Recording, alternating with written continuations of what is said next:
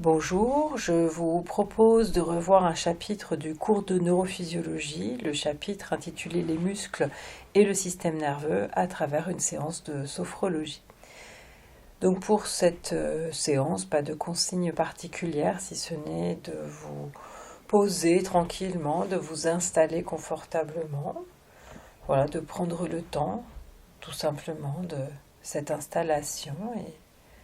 et cette installation étant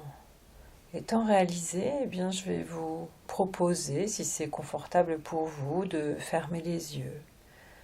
de laisser votre regard se tourner vers votre intériorité et de prendre conscience des points d'appui de votre corps, conscience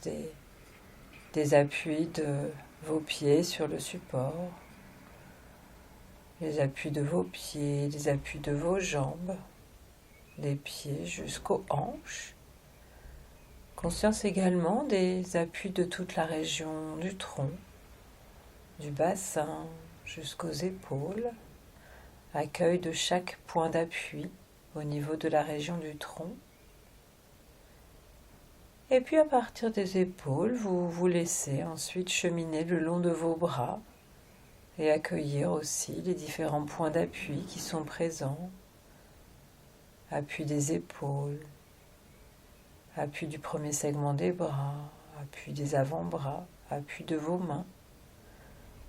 Conscience des appuis de vos deux bras, du bout des doigts jusqu'à vos épaules et parcours à présent de la région du cou et de la tête. Et à nouveau, accueil des points d'appui pour ces régions du corps, le cou, la tête. Et plus largement, vous pouvez à présent englober l'ensemble de votre corps et accueillir tous les points d'appui de votre corps à votre rythme, tranquillement. Et vous prenez le temps de cet accueil des points d'appui de votre corps, le temps aussi peut-être de prendre conscience que après cette courte promenade à la recherche des points d'appui, eh bien vous commencez à vous poser tranquillement. Votre respiration est peut-être plus posée, plus tranquille. Et vous percevez en vous la détente, une détente que vous laissez s'installer davantage dans votre corps. Peut-être pouvez-vous laisser cette détente s'installer davantage au niveau de l'arrière de votre tête. Sentir cette détente qui de l'arrière de la tête gagne la région des oreilles, la région du sommet de la tête. Et sentir peut-être cette détente qui glisse partout sur votre visage, sentir peut-être la région du front se relaxer, la région des yeux se relaxer à son tour, les sourcils qui donnent peut-être l'impression de s'étirer avec cette relaxation qui s'installe, les paupières tranquillement posées sur les globes oculaires et la détente, la relaxation des yeux, des paupières jusqu'aux tempes. Une détente qui gagne aussi le haut de vos joues, le haut des joues, le milieu des joues, le bas des joues, et puis les régions axiales, conscience de votre nez qui se relaxe, le nez, la pointe du nez, l'espace entre votre nez et votre bouche qui se relaxe à son tour, et conscience de cette détente de votre bouche, la détente également de l'intérieur de la bouche, la langue qui se pose, les muscles de la mastication qui se relaxent, et conscience de la détente qui gagne tout le bas de votre visage, le bas des joues, le menton, tout le bas de votre visage est relaxé. Finalement, c'est l'ensemble de votre visage, l'ensemble de votre tête qui est relaxé, posé, d'une détente agréable qui s'étire vers la région du cou, conscience de la détente des muscles de la nuque, conscience de la détente des muscles de la gorge, conscience de la détente des muscles de l'ensemble du cou et conscience de cette détente de votre cou qui s'étire vers vos épaules qui se posent à leur rythme, Et à partir de vos épaules, la détente qui continue sa progression en direction des muscles des bras. Conscience des muscles du premier segment des bras qui se relaxent et dont la détente gagne la région des avant-bras qui se relaxent à leur tour. Conscience de tous ces muscles situés au niveau des avant-bras qui sont maintenant relaxés, posés, et dont la détente se communique à vos poignets, à vos mains, jusqu'au bout des doigts. Conscience de vos doigts, de vos mains relaxées. Conscience en fait de vos deux bras relaxés, posés. Une détente agréable des deux bras qui s'étire vers toute la région du tronc. Conscience de la détente de toute la région thoracique. Une détente agréable de toute la région thoracique qui s'étire en direction de la région abdominale, en direction du bassin. Vous pouvez accueillir toute cette détente de la région du tronc, le thorax, l'abdomen, toute la région pelvienne. Accueil de cette détente agréable de la région du tronc. Une détente qui s'étire à présent vers vos jambes. Détente de la région des cuisses. Conscience des muscles des cuisses qui se relaxent les uns après les autres. Et conscience de cette détente de la région des cuisses qui s'étire vers les genoux, vers la région des mollets. Accueil de la détente de chaque muscle de la région des mollets. Une détente qui s'étire vers vos pieds. Relaxation à présent des chevilles, des talons, de la plante des pieds, du dessus des pieds, de chaque orteil. Et accueil de cette détente de vos deux pieds. Accueil de la détente de vos deux jambes. Plus largement encore, accueil de la détente de vos deux bras. Accueil de la détente des régions axiales et finalement accueil de la détente de l'ensemble de votre corps, tranquillement posé, tranquillement relaxé. Et justement, dans cet état de détente, eh bien, je vous propose de faire revenir en vous ce cours qui porte sur les muscles et le système nerveux, les relations finalement entre les muscles et le système nerveux, ces muscles qui ont une double innervation puisqu'ils reçoivent une innervation à la fois motrice, assurée par les motoneurones, et puis une innervation sensorielle, assurée par des neurones sensoriels de premier ordre, dont les extrémités périphériques constituent des récepteurs au niveau des muscles. Conscience donc très largement de ces muscles et conscience de cette innervation des muscles, le fait que les muscles sont les effecteurs du système nerveux, qu'ils exécutent les ordres développés par le système nerveux,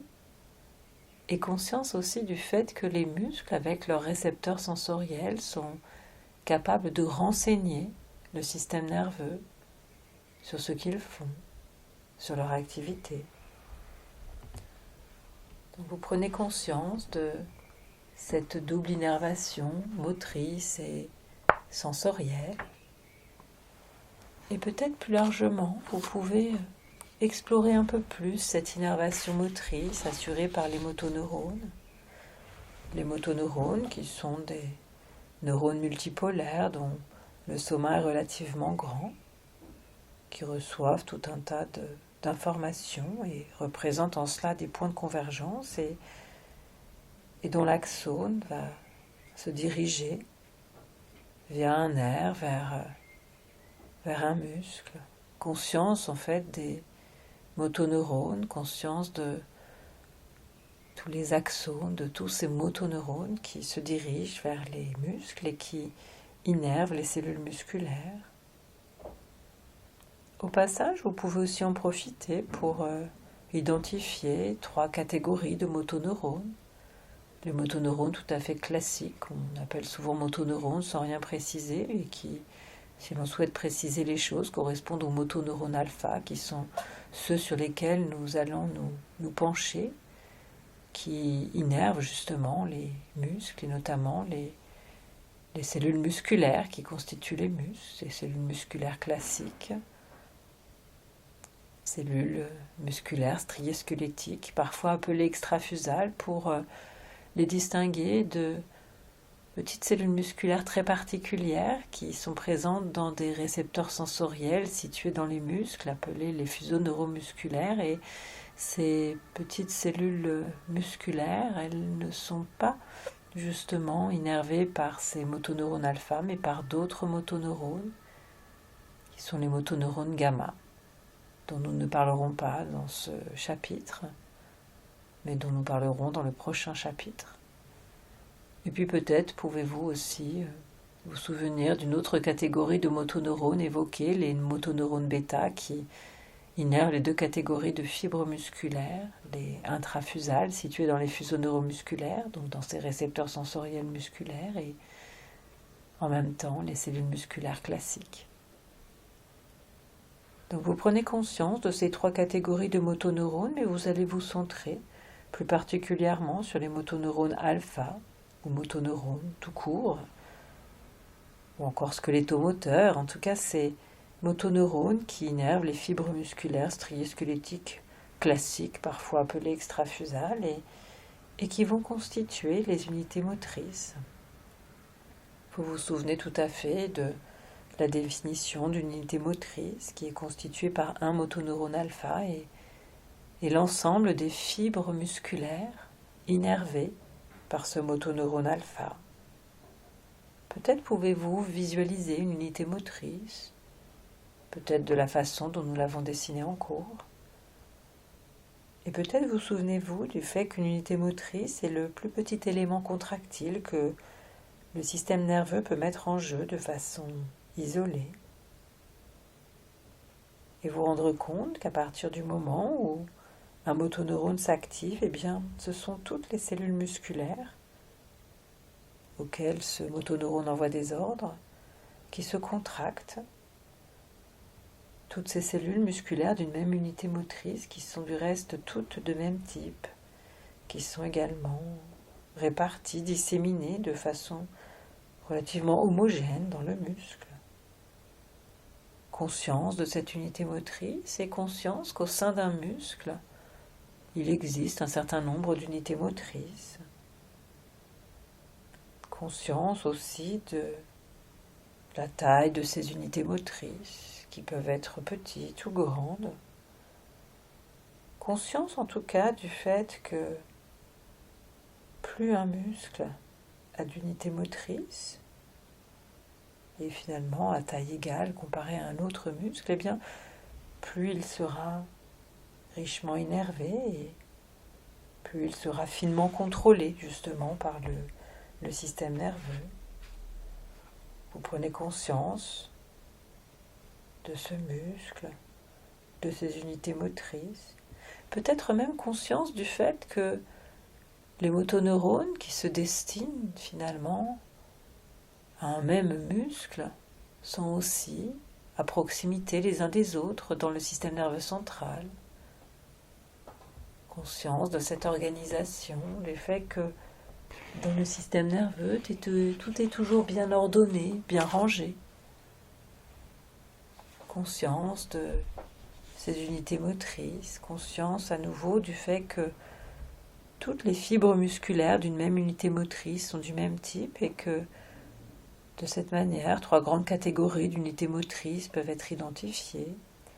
Les unités motrices rapides associées à des fibres musculaires de type rapide, où les motoneurones ont un soma de grande taille, au seuil de recrutement élevé, un axone au diamètre important et à la vitesse de conduction qui est grande, un axone qui est aussi richement ramifié et qui constitue une unité motrice de grande taille, comparativement aux unités motrices intermédiaires associées à des fibres musculaires de type intermédiaire et contrairement aux unités motrices lentes qui sont associées aux fibres musculaires de type lent et dont les motoneurones ont un soma de petite taille, un soma au seuil de recrutement bas, et dont l'axone de petit diamètre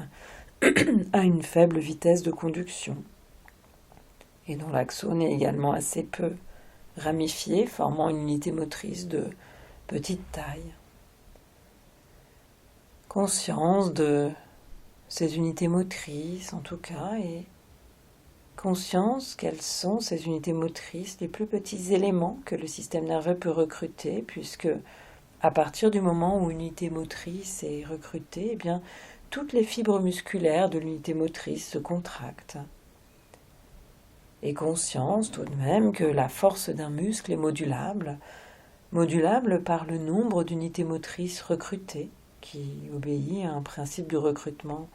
spatial appelé le principe de Henneman ou principe de taille, avec les motoneurones au soma de petite taille, des unités motrices lentes qui, ayant le seuil de recrutement le plus bas, sont recrutés en premier, tandis que les motoneurones au soma de grande taille, des unités motrices rapides, qui ont le seuil de recrutement le plus haut, sont recrutés en dernier. Conscience aussi du fait que la force d'un muscle est modulable selon le nombre d'unités motrices recrutées, mais selon également la fréquence de décharge dans les unités motrices. On peut parler là d'une sorte de recrutement temporel selon la fréquence de décharge, qui fait que cette fréquence peut conduire finalement à des tétanos plus ou moins fusionnés, qui vont avoir un impact sur la force développée par le muscle. Conscience donc de ces unités motrices, du fait qu'un muscle contient plusieurs unités motrices et qu'au sein d'un muscle, quand le muscle ne développe pas une force maximale, eh bien, l'activité des unités motrices alterne, ce qui contribue à retarder l'apparition de la fatigue musculaire. Et conscience du fait que les muscles étant constitués, la plupart des diverses catégories de fibres musculaires, eh bien, conscience du fait que le système nerveux peut recruter au sein d'un muscle donné, pour un coût énergétique relativement faible, des unités motrices lentes à seuil bas, qui sont constituées de fibres lentes, qui sont impliquées dans des mouvements lents et soutenus comme l'activité posturale. Tandis que lorsque le coût énergétique est plus important, eh bien, le système nerveux peut recruter les unités motrices intermédiaires, puis les rapides, dont le seuil est haut, lesquelles sont constituées de fibres rapides impliquées dans des mouvements plus rapides, plus brefs. Conscience donc de cette organisation des unités motrices. Conscience aussi du fait que les motoneurones qui envoient les ordres aux cellules musculaires, eh bien, reçoivent eux-mêmes des informations de la part de neurones sensoriels, de la part de neurones locaux, de la part de neurones de l'encéphale. Conscience donc de toute cette organisation motrice, de toute cette innervation motrice des muscles. Et puis vous pouvez à présent vous tourner sur l'innervation sensorielle des muscles. Prendre conscience que plusieurs types de fibres nerveuses sensorielles sont issues des muscles, des fibres de type 1, certaines qualifiées de 1A, puisque leur extrémité périphérique constitue un fuseau neuromusculaire, d'autres qualifiées de 1B, puisque leur extrémité périphérique constitue un organe tendineux de Golgi, mais conscience aussi de fibres sensorielles de type 2, 3 ou 4, qui proviennent des muscles. Peut-être vous souvenez-vous aussi des caractéristiques de ces 4 types de fibres nerveuses sensorielles. Les fibres de type 1 ayant le diamètre le plus important, étant myélinisées et ayant bien sûr la vitesse de conduction la plus importante, tandis que les fibres de type 2 et 3, elles aussi myélinisées, ont des diamètres plus petits.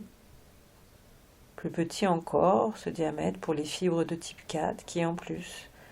ne sont pas myélinisées et dont les vitesses de conduction sont les plus faibles. Conscience donc de toutes ces fibres nerveuses sensorielles qui ramènent des informations des muscles et dont les extrémités centrales arrivent dans le système nerveux central sur des neurones locaux, mais également sur des neurones situés au niveau de l'encéphale. Conscience de cette information qui peut parfois être envoyée directement aux motoneurones, parfois sur des interneurones locaux et parfois sur des neurones situés au niveau de l'encéphale, dont certains sont impliqués dans les perceptions conscientes. Conscience donc de cette innervation sensorielle des muscles liée à la présence de récepteurs sensoriels dans les muscles qui forment un sens qui s'appelle la proprioception. Et d'ailleurs, avant d'en dire plus sur cette proprioception, peut-être pouvons-nous prendre un instant pour apprécier un peu l'ensemble des sens qui existent dans notre corps, avec certains sens qui peuvent être qualifiés de spéciaux parce que situés au niveau de la tête, comme le sens visuel, auditif, olfactif, gustatif ou vestibulaire. Et à côté de ces sens spéciaux dont les récepteurs sont situés au niveau de la tête, conscience aussi d'une autre grande catégorie qui correspond aux sens généraux, qui regroupe le sens du toucher ou du tact, le sens positionnel ou proprioceptif finalement, qui est ce sens associé au récepteur sensoriel des muscles. Conscience aussi parmi cette catégorie, ces sens généraux de la sensibilité thermique et de la sensibilité nociceptive ou sensibilité à la douleur. Ces sens généraux qui, ensemble, constituent ce qui s'appelle la somesthésie, ou sensibilité somato-sensorielle, ou encore sens du corps. Cette somesthésie qui peut être envisagée de diverses façons, comme nous venons de le dire, avec d'une part le toucher ou tact, d'autre part la position, proprioception, d'autre part la température, d'autre part la douleur, mais qui est parfois aussi envisagée comme étant constituée de 3 systèmes, l'un correspondant aux récepteurs de la surface du corps, les récepteurs cutanés qui constituent le système extéroceptif, l'autre, la sensibilité de la profondeur du corps associée aux récepteurs des muscles et des articulations qui constituent le système proprioceptif, et puis encore un autre, pas toujours envisagé par tous les auteurs comme faisant partie de la somesthésie, mais qui l'est pour certains et qui forme le système interoceptif associé aux récepteurs des viscères qui permettent une sensibilité de l'intérieur du corps. Et je vous avais proposé de nous centrer sur les systèmes extéroceptifs et proprioceptifs, en notant que l'un et l'autre sont concernés par plusieurs modalités sensorielles, mécanoceptives, thermoceptives, nociceptives, mais nous nous étions plus spécifiquement centrés sur la mécanoception cutanée, la mécanoception musculaire, la présence donc de récepteurs de type mécanorécepteur au niveau de la peau, impliqués dans le tact ou toucher, et puis la présence de mécanocepteurs au niveau des cellules musculaires, impliquées justement dans cette proprioception au sens strict. Nous étions d'abord un peu penchés sur le tact ou toucher en parlant de la peau avec son derme et puis son épiderme, cette peau donc pourvue de récepteurs, avec notamment ces mécanorécepteurs impliqués dans cette sensibilité tactile, ce toucher qui est parfois vu comme passif. Lorsqu'un contact est établi sur la peau, ce contact va être détecté passivement. Nous sommes alors en mesure de le situer sur le corps, d'en apprécier les diverses caractéristiques, l'intensité de la pression, la temporalité. Et puis à côté de ça, la sensibilité mécanique de la peau qui est plus active lorsqu'il s'agit d'explorer les objets, qui mêle d'une certaine façon une perception tactile à des mouvements réalisés par l'organisme qui explore un objet avec les mains. Conscience de cette mécanoception tactile, de cette sensibilité tactile, de ce toucher. Conscience aussi des autres sensations de la peau, nociceptives et thermoceptives, laissées de côté dans ce cours et dont les informations cheminent dans des voies particulières qui peuvent être qualifiées de voies extralémniscales, que nous avions laissées de côté, mais nous nous étions par contre centrés sur les voies lemniscales qui transportent, elles, les informations tactiles de la peau, les informations du toucher. Nous avions distingué d'une part les voies lemniscales qui transportent les informations de l'ensemble du corps, de l'ensemble de la peau, du corps, à côté desquelles nous avions distingué des voies lemniscales que nous étions permis d'appeler voies lemniscales de la face, qui sont ce qu'on appelle plus communément les voies trigéminales, qui transportent les informations tactiles en provenance de la peau, du visage. Et nous avions décrit et dessiné ces voies lemniscales, appelées aussi voies des colonnes dorsales. Conscience donc de ce cheminement, le cheminement des informations sensorielles de la peau dans ces voies lemniscales, dans les neurones sensoriels de premier ordre, tout d'abord, qui arrivent au niveau de la moelle épinière, dont les fibres nerveuses remontent dans la région des colonnes dorsales de la moelle épinière pour établir un relais au niveau des noyaux des colonnes dorsales situés dans le myélencéphale. Et ces neurones qui accueillent ces informations ont leur axone qui décusse, puis qui remonte dans l'encéphale en direction du thalamus, après donc avoir réalisé une décussation. Conscience ensuite de l'arrivée des informations au niveau du thalamus et conscience d'un nouveau relais qui se fait sur des neurones thalamo-corticaux qui, comme leur nom l'indique, envoient leurs informations vers le cortex cérébral. Conscience donc de ce chemin fait de 3 neurones, dont le deuxième décusse, dont l'axone forme les lemnisques et dont les informations gagnent les noyaux ventropostérieurs du thalamus pour projeter ensuite sur l'encéphale et projeter plus spécifiquement sur une région de l'encéphale qui est du télencéphale, plus exactement le cortex somesthésique primaire situé dans le lobe pariétal et au niveau duquel les informations sont organisées spatialement, si bien qu'une représentation somatotopique peut s'y trouver avec une région de ce cortex située plus latéralement qui accueille les informations du visage. Au-dessus, une région du cortex située toujours dans ce lobe pariétal qui accueille les informations des mains, puis des bras, puis encore au-dessus, une région du cortex qui accueille les informations du tronc, puis sur la région médiale de ce cortex somesthésique primaire, une région qui accueille les informations des membres inférieurs. Conscience donc de cette représentation somatotopique qui présente des disproportions par rapport aux proportions réelles du corps, en lien avec la densité en récepteurs sensoriels plus importante dans les mains, au niveau du visage, si bien que une reconstitution permet de figurer une sorte de petit personnage un peu disproportionné, un homoncule sensoriel qui peut se constituer au niveau de ce cortex somesthésique primaire qui continue à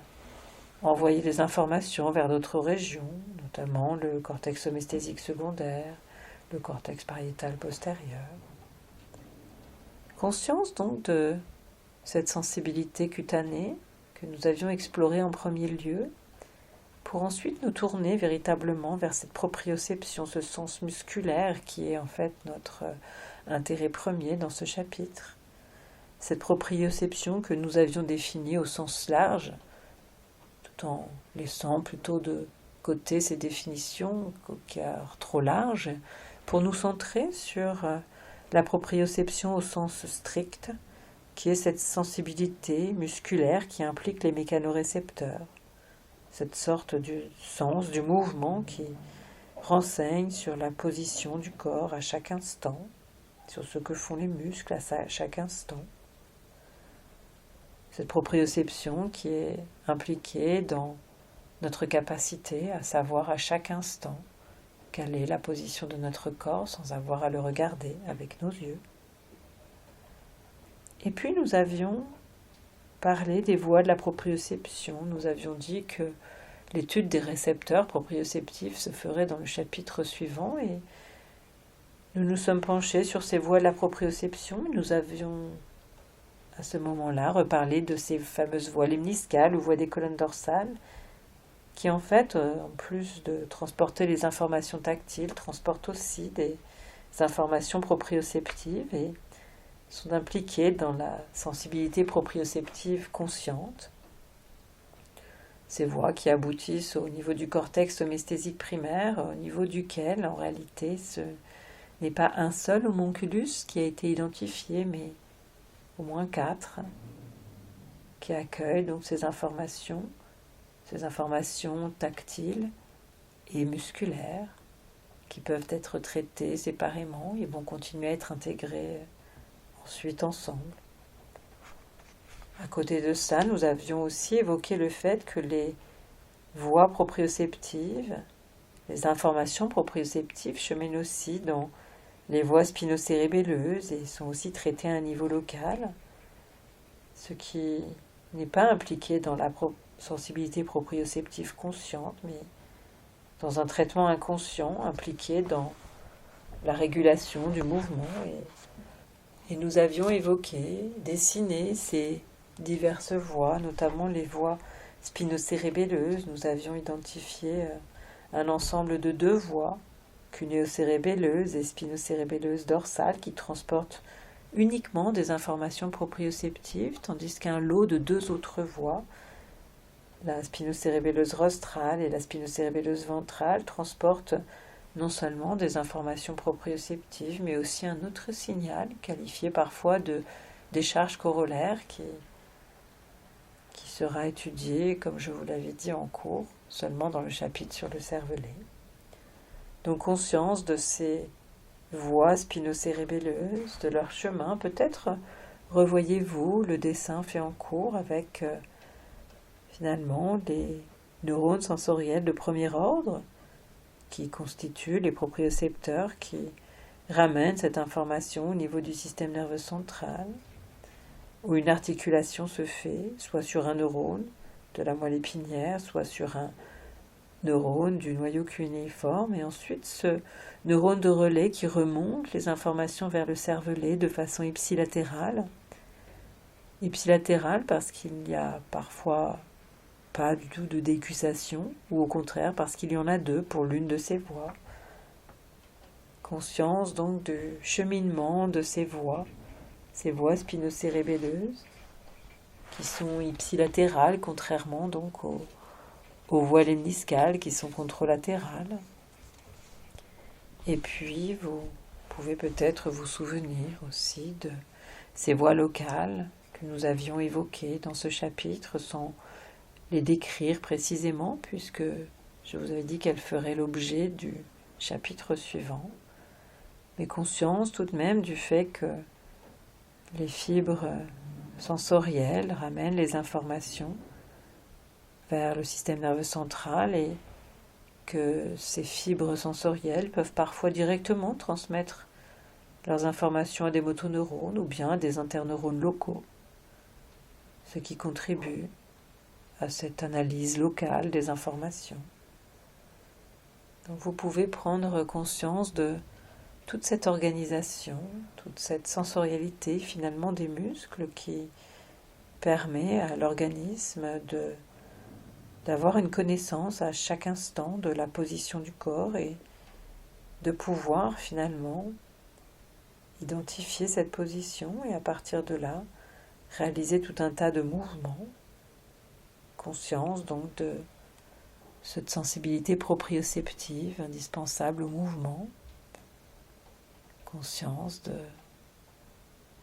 de cette innervation des muscles, cette innervation sensorielle des muscles, et plus largement, vous pouvez englober les deux innervations des muscles, sensorielles et motrices, et à nouveau prendre conscience de l'entièreté de ce chapitre qui portait donc sur cette double innervation des muscles, motrices et sensorielles. Et puis vous pouvez laisser toutes ces visualisations repartir pour simplement laisser s'inscrire en vous ces informations, votre manière de les comprendre, de les saisir sur l'instant quand le cours est évoqué, puis lorsque vous vous penchez sur vos révisions, et puis à présent quand vous faites réexister tous ces éléments dans votre tête. Conscience donc de ces muscles, de leur innervation. Et puis progressivement, vous laissez tous ces éléments repartir, vous pourrez les retrouver quand vous le souhaiterez. Et je vous propose de vous centrer à nouveau sur votre corps, sur les sensations de votre corps, la détente qui existe dans votre corps, cette détente que vous avez installée vous-même en vous. Détente de votre corps, sérénité, calme, conscience de tout ce bien-être qui existe en vous, que vous laissez s'inscrire en vous. Et puis, une fois que vous avez laissé tous ces éléments positifs s'inscrire en vous, eh bien, je vais vous proposer de faire votre reprise, c'est-à-dire de retrouver votre état de vigilance habituel, votre état d'éveil habituel. Et pour retrouver votre état d'éveil habituel, eh bien, je vous propose, dans un premier temps, de revoir l'espace dans lequel vous êtes. Peut-être que vous pouvez percevoir de façon plus précise cet espace à travers les points d'appui de votre corps, en tout cas, à travers les points d'appui de votre corps, à travers vos ressentis présents, eh bien, vous percevez à nouveau l'espace dans lequel vous êtes, et le fait de revoir l'espace dans lequel vous êtes, vous sentez que cela vous permet de remonter petit à petit vers votre état d'éveil habituel. Vous sentez que l'énergie revient en vous, et d'ailleurs vous allez aussi réentendre tout l'environnement sonore de l'endroit dans lequel vous êtes, et vous sentez qu'à travers cette reconnexion auditive, eh bien vous vous reconnectez de plus en plus à l'espace dans lequel vous êtes, et vous sentez votre énergie qui revient en vous. Peut-être même qu'avec cette énergie d'éveil qui revient en vous, vous avez envie d'étirer les bras, étirer les jambes. Vous pouvez ainsi étirer l'ensemble du corps, vous pouvez synchroniser aussi ces étirements du corps à des grandes inspirations. Étirez votre corps et puis faire des grandes expirations pour retrouver votre état d'éveil habituel, pour retrouver tout votre dynamisme et sentir que ça y est, toute votre énergie d'éveil revient en vous. Peut-être pour la convoquer tout à fait, pouvez-vous frictionner vos bras, vos jambes, et en tout cas, à présent, vous sentez que vous êtes éveillé, et si ce n'est déjà fait, eh bien, vous pouvez prendre le temps pour ouvrir les yeux et pour vous reconnecter tout à fait pleinement à votre énergie d'éveil. Et pour ma part, eh bien, je vous laisse pour que vous puissiez retrouver vos occupations habituelles, et je vous dis à bientôt pour une prochaine séance de sophrologie.